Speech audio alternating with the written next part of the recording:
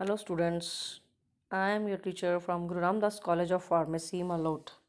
Today we start our next chapter of pharmacology. The next chapter we are dealing with is antidepressant drugs. Let's start with the antidepressant drugs. तो सबसे पहले हम देखेंगे what is depression. Depression क्या होता है? That is the mood change और in the patient. वैसे हम देखते हैं कि जो डेली हमारी लाइफ में क्या होता है कि हम खुश भी होते हैं, उदास भी होते हैं. ये एक का नॉर्मल हमारा जो है ह्यूमन बीइंग का रिएक्शन है. बट अगर ये एक्सट्रीमली सीवियर केसेस बन जाए, मतलब बहुत ज़्यादा डीपली हो जाए कि या तो वो बहुत ज़्यादा खुश होने लग जा रहा है या बहुत ही उदास हो जाता है. मोस्टली डिप्रेशन के केसेस में कहा जाता है कि वो बहुत ज़्यादा सैड है, उदास है. ठीक है, तो उस सिचुएशन को माना जाता है कि ये डिप्रेशन है. And also called mania. Mania होता है एक तरह का बाइपोलर डिसऑर्डर, जिसमें पता नहीं है कभी कब मूड जो है स्विंग्स करते रहते हैं, मूड स्विंग्स करते हैं, कब मूड एलिवेट हो जाता है, कब लो हो जाता है. तो डिप्रेशन क्या है? मूड चेंजेस होती हैं. ठीक है, in a patient when he feels happy और सैड, नोबडी नोज. ठीक है, तो कॉमन सिम्टम्स क्या हैं? जो कॉमन सिम्टम्स फाइंड आउट किए जाते हैं मेंटल डिप्रेशन के पेशेंट में, मोस्टली वो गिल्ट फील करने लगता है कि उसको लगता है ये उसकी वजह से हुआ है. टेंशन में रहता है. एनजाइटी. एनजाइटी के बारे में तो हमने पिछले चैप्टर में पढ़ा था कि एनजाइटी क्या होता है. Emotional withdrawals. And in the case of endogenous depression, motor retardation. Motor retardation क्या होता है कि वो अपनी मेंटल प्रोसेस को उसकी जो है वीक होनी शुरू हो जाती है. उसकी सोचने की जो पावर है वो कमज़ोर होनी शुरू हो जाती है. उसके थॉट्स जो हैं वीक होने शुरू हो जाते हैं और वो फिज़िकली भी जो है एक्टिविटीज़ में वो स्लो होने शुरू हो जाता है. तो उसको बोलते हैं मोटर रिटार्डेशन. ठीक है, he lack interest in his surroundings. जो अपने आसपास जो भी हो रहा है उसमें से अपना इंटरेस्ट खो देता है. उसका इंटरेस्ट नहीं रहता कि क्या हो रहा है. What ever is doing after their, he do not take any interest, he or she. His thinking capacity and ability to concentrate are generally impaired. उसकी thinking capacity जो है वो वीक होनी शुरू हो जाती है. ठीक है, तो वो किससे सफ़र करता है? कंप्लीट और पार्शियल लॉस ऑफ मेमोरी भी हो सकता है. ठीक है, remembers of only unhappy experience. Obviously जो मैंने बताया कि डिप्रेशन के केस में मोस्टली सैडनेस ही आती है, हैप्पीनेस तो बहुत कम होती है, ज़्यादा सैडनेस होती है. तो उसको सिर्फ वही एक्सपीरियंसेस या अपने लाइफ के वही चीज़ें, वही सर्कमस्टांसेस याद रहते हैं जब वो खुश नहीं होता. ठीक है, तो उसको भूख कम लगती है. ठीक है, loss of appetite, suffers from lack of energy and loss of weight. Sexual desires जो है ख़त्म हो जाती है. इंसोमिनिया होता है. ये कुछ तरह के जो सिम्टम्स हमें एक डिप्रेशन के पेशेंट में देखने को मिलते हैं, जो फिर जिसको वो एक्चुअली में फेस करता है. तो डिप्रेशन किस तरह की हो सकती है? जैसे कि reactive, like anxiety is the major cause of this type of depression. जब अगर किसी पेशेंट को एनजाइटी है तो को डिप्रेशन होने के चांसेस बढ़ जाते हैं.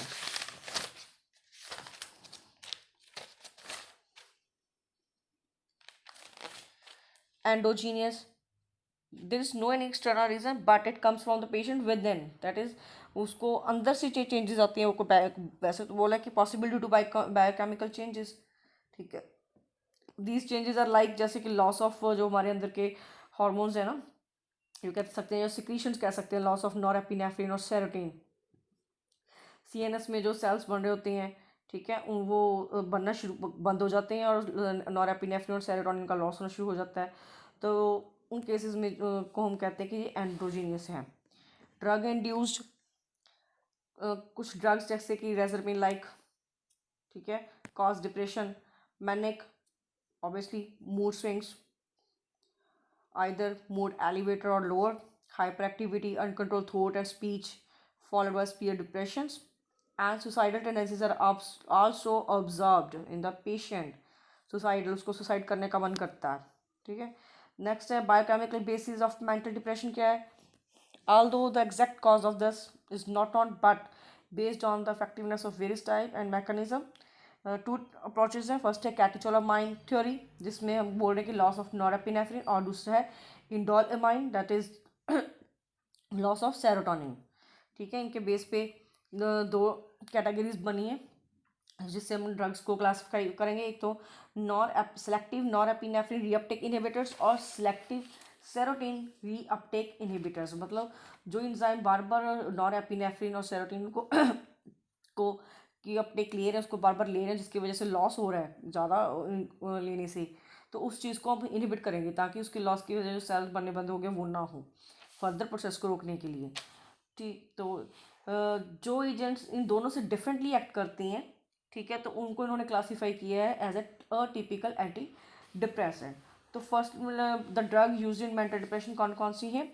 First generation antidepressant, second generation antidepressant. दो तरह के होते हैं। फर्स्ट जनरेशन सेकेंड डिप्रेशन का मतलब ये होता है कि जो फर्स्ट लाइन ट्रीटमेंट दिया जाता है, जो सबसे पहले जो ड्रग्स प्रिस्क्राइब होती हैं कि ये इसके लिए ही है, तो सबसे पहले जिनके साइड इफ़ेक्ट्स भी कम है, जिसका थेरेप्यूटिक इंडेक्स भी बहुत ज़्यादा होता है, हाई होता है, ठीक है, तो और सबसे पहले रिकमेंड भी यही किया जाता है कि ये सेलेक्टिव ड्रग्स हैं जो इस ट्रीटमेंट के लिए दिए जाएंगे, वो होते हैं। लेकिन जब फर्स्ट जनरेशन ट्रीटमेंट काम करना बंद कर जाता है एक पोजीशन पे, वो पोजीशन होती है अगर उसकी रेजिस्टेंस हो जाए उन ड्रग्स के, हम लगातार उस ड्रग्स को दे रहे हैं लेकिन पेशेंट को फ़र्क नहीं पड़ रहा, ठीक है, तो उस केस में जाके उस ड्रग्स की रेजिस्टेंस हो जाती है, तो उनके जो रिसेप्टर पे एक्ट करने की जो क्षमता होती है, कह सकते हैं पावर होती है, वो ख़त्म हो जाती है।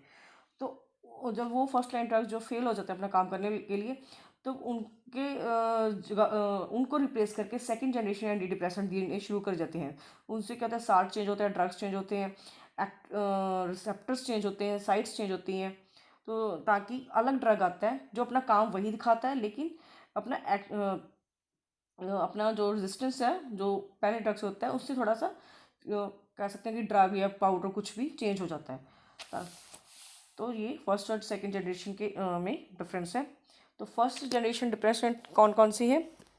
ट्राइसाइक्लिक एंटी डिप्रेसेंट, मोनोऑक्सीडेज इनहिबिटर्स और लिथियम कार्बोनेट। ट्राइसाइक्लिक आगे एमिप्रिन, डेसिप्रामीन, एमिट्रापिक्लिन, ठीक है।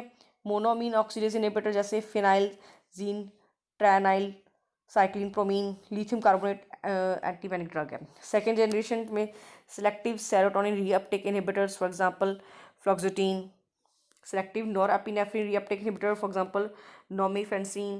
Serotonin norepinephrine reuptake inhibitors, for example, venlafaxine. Atypical antidepressants, for example, trazodone, nefzadone, amoxicillin. Reversible inhibitors of MAO-A, for example, moclobemide. अब है ट्राईसाइक्लिक एंटी डिप्रेसेंट्स। तो tricyclic antidepressant क्या है? Mostly while use the treatment of depression. इसमें कौन कौन सी drug आ गई? Imipramine, desipramine, amitriptyline, nortriptyline, protriptyline and doxepin and the main TCAs use therapeutically. ना फार्माकोलॉजी क्या है? Tricyclic drugs when given to patient for several weeks, that is 2 to 3 weeks, ठीक है। Changes in mood and behaviour are noticed. जैसे हम उस drug का treatment start करते हैं, हमारे मूड्स और बिहेवियर में चेंजेस देखने को मिलती हैं। Single dose of tricyclic agent do not produce any change. एक सिंगल डोज नहीं देगा, लेकिन जब हम इसका रेगुलर यूज़ में लेके आएंगे तब इसका जाके जो है हमें थेरापेटिक इफेक्ट दिखना शुरू हो जाएगा। थेरापेटिक डोज प्रोड्यूस सीडेशन भी कॉज कर सकता है, and may be useful in the properties is depression patient frequently suffer from sleep loss. Mechanism क्या है? Exact mechanism not fully understood, but can block the reuptake of norepinephrine or 5-hydroxytryptamine in the nerve terminal. By this action, neurotransmitters are available at the receptor sites. जो drugs है डेसिप्रामीन, नॉरट्राइप्टाइलिन are relatively more potent than others TCA inhibitors, while imipramine and amitriptyline are relatively more potent inhibitors of 5-hydroxytryptamine. Second generation antidepressants act by either selective inhibiting serotonin reuptake or inhibiting the norepinephrine reuptake. Okay, तो कुछ मतलब इनके जो जो इनका ट्राईसाइक्लिक्स क्या है, autonomic nervous system पे भी अपना जो है इफेक्ट शो करते हैं, ठीक है। जैसे कि एंटी कॉलिनर्जिक एक्टिविटी शो करते हैं, लेकिन एंटी कॉलिनर्जिक एक्टिविटी अगर शो करते हैं तो उससे कुछ साइड इफेक्ट्स होते हैं, लाइक जैसे कि blood vision, dry mouth, constipation, urinary retention, hallucination, delirium, ठीक है, कुछ ही इस तरह की। अब देखते हैं जो इस कैटेगरी की टॉलरेंस एंड डिपेंडेंस। टॉलरेंस होती है to sedatives, autonomic effect tend to develop with continued use. ठीक है, सीधे टॉलरेंस होती है। तो टॉलरेंस से क्या होता है, mostly emergence of agitated or manic reactions are also reported after sudden discontinuation of tricyclic, that is the physical dependence of tricyclic antidepressant। अगर physical dependence में हम लिख रहे हैं कुछ पॉइंट, तो ये emergence of agitated, that is violent behaviour जो है एकदम से दिखने को मिल सकता है अगर हम एकदम से वो ड्रग्स का डिसकंटिन्यूशन कर देते हैं। तो दैट इज़ फिजिकल डिपेंडेंस, उसका फिजिकल डोज का ड्रग का क्या कैसे वो उस पर डिपेंड हो गया कि अगर हम एकदम से उसकी डोज बंद कर देंगे तो वो अपना वायलेंट बिहेवियर शो कर सकता है। इसलिए अगर हमें इसका डिसकंटिन्यूशन करना है तो ये धीरे धीरे से करते हैं। जैसे कि there should be while discontinue the therapy, anti depressant should be gradually withdrawn over a period of 1 week. तो इसकी ये टॉलरेंस थी और फिजिकल डिपेंडेंस। अब एडीएम ही है, ये ऑर्ली रूट से through the orally route of administration absorb होता है, प्लाज्मा प्रोटीन को बाइंड करता है, मेटाबॉलाइज होता है लिवर में, ऑब्वियसली वी ऑल नो। ठीक है, तो इसके जो स्मॉल मेटाबॉलाइज हैं ड्रग्स के, they are slowly excreted in urine से के थ्रू एक्सक्रीट हो जाएंगे 2 to 3 times week to achieve the full therapeutic effect. लेते हैं 2 से 3 हफ्ते ले लेंगे अपना पूरा थेरापेटिक इफेक्ट दिखाने के लिए। और half life of these agent is long, ranging from few hours to several days. Next इसके आगे साइड इफेक्ट्स क्या हैं, तो लाइक एंटीकोलिनर्जिक साइड, जैसे ही इसकी साइड इफेक्ट्स है like dry mouth, urinary retention, tricyclics also called cardiovascular side effect. दूसरा orthostatic hypertension and tachycardia frequent. Orthostatic hypertension होता है कि जब हमारा ब्लड प्रेशर लो होता है, कब होता है, जबकि जैसे कि हम खड़े हो रहे हैं या बैठ रहे हैं, उस समय हमारा ब्लड प्रेशर डाउन हो जाता है। When standing up from sitting और lying down then decrease in the blood pressure. And tachycardia that is rapid heart beat, जो रेगुलर हो सकती है और इरेगुलर भी हो सकता है, फिर हार्ट बीट इंक्रीज हो जाती है। Fall in blood pressure and tendency for development of cardiac arrhythmia are also reported. Cardiac arrhythmia rhythm जो है हमारी हार्ट बीट और इरेगुलर हो जाती है। पार्किंसन सिम्टम्स भी देखने को मिलेंगे, कन्वर्जन्स और आल्सो अपीयर। ठीक है, तो drug interaction between tricyclic and mono oxidase inhibitors is common. CNS depression में हो सकता है, एंटी हाइपरटेंसिव एजेंट्स के साथ हो सकता है, सिम्प्टोमेटिक एजेंट्स के साथ भी रिपोर्टेड है।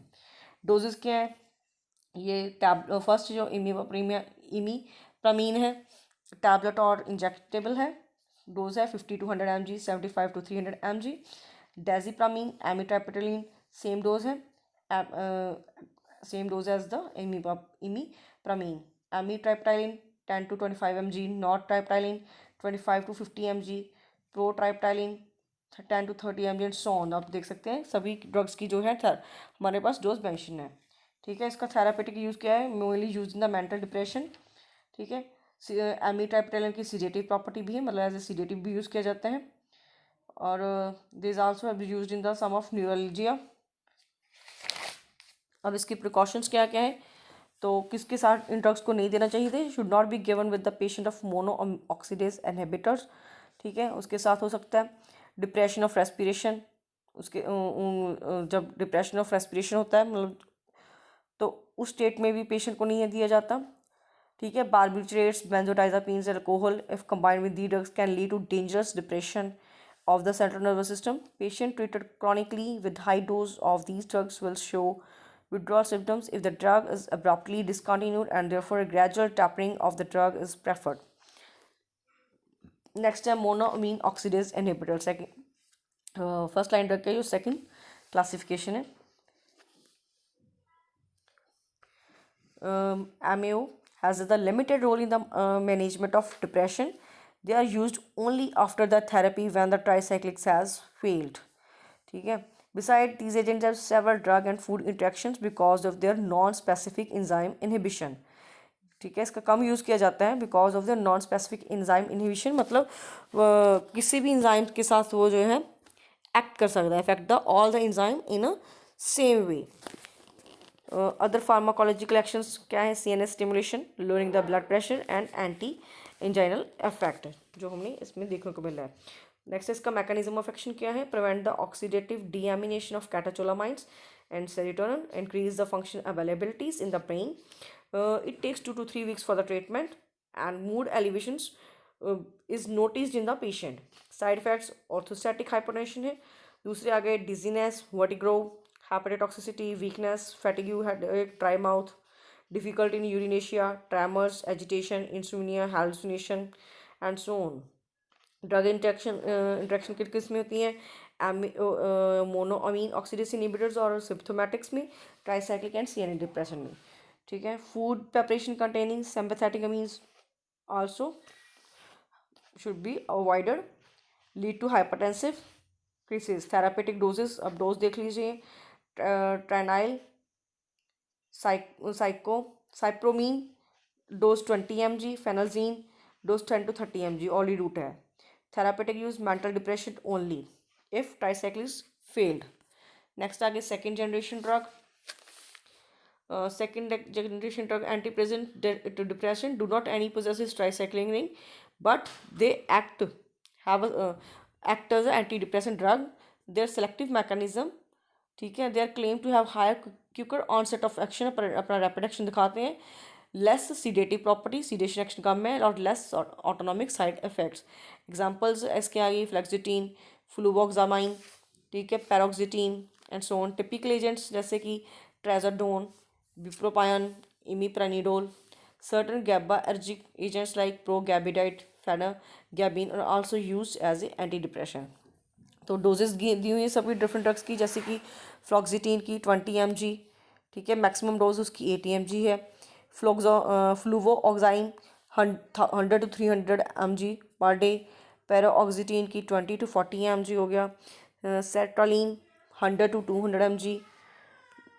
Moclobamide, reversible inhibitor of MAO enzyme and using a dose of 300 to 600 mg per day.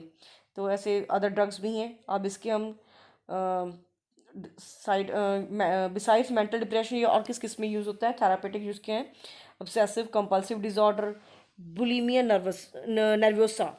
Obsessive compulsive disorder के बारे में तो मैंने एंटी एंजाइटी में भी पढ़ा था, मतलब कि जो एक ही चीज़ को बार बार करने लग जाता है, ठीक है, उसको कहते हैं obsessive compulsive disorder. Bulimia nervosa होता है ईटिंग डिसऑर्डर, मतलब बार बार खाना छोड़ देना, बार बार नहीं खाता, सॉरी, खाना छोड़ देता है कि उसको लगता है कि उसका वेट बढ़ गया, उस चीज़ को वो कम करने के लिए वो खाना ही छोड़ देता है. ये एक तरह का सीरियस डिसऑर्डर है जो अपने इस चीज़ को खाने को क्या तो छोड़ देता है. पैनिक एगोरफेबिया, पैनिक अटैक्स जब बार बार आने लग जाते हैं तो वो दूसरी चीज़ों से उस अपने आप को उन जगहों से दूर रखना शुरू कर देता है जहाँ से उसको लगता है डर लगने लगता है, तो उस स्टेट को कहते हैं panic agoraphobia. Generalised anxiety disorders, ठीक है. साइड इफेक्ट्स आ गई nausea, vomiting, diarrhoea, headache, convulsions and drug allergy. Last में लिथियम कार्बोनेट, इसका कोई खास नहीं है, ये मैनिक डिप्रेशन पेशेंट्स के लिए यूज़ किया जाता है, ठीक है, उनको काम करने के लिए, उनको क्वाइट करने के लिए दिया जाता है. अफेक्ट्स द न्यूरो अपटेक और टर्न ओवर ऑफ नॉरएपिनेफ्रिन और सेरोटोनिन को उसको इनहिबिट करता है. एंटीवेनिक एक्शन है. थेरापेटिक इंडेक्स इसका लो है, so generate the plasma concentration. Dose इसका 0.9 to 1.4 MEQ पर लीटर है. ओवरडोजेज में भी फैटल. साइड इफेक्ट्स आगे जैसे GID disturbances, tremors, polyuria, muscles weakness and sinus stimulation. Toxicity worst by salt depletion. Dose 0.25 to 2 gram है. Therapeutic use treatment of mania and prevention of bipolar manic depression illness.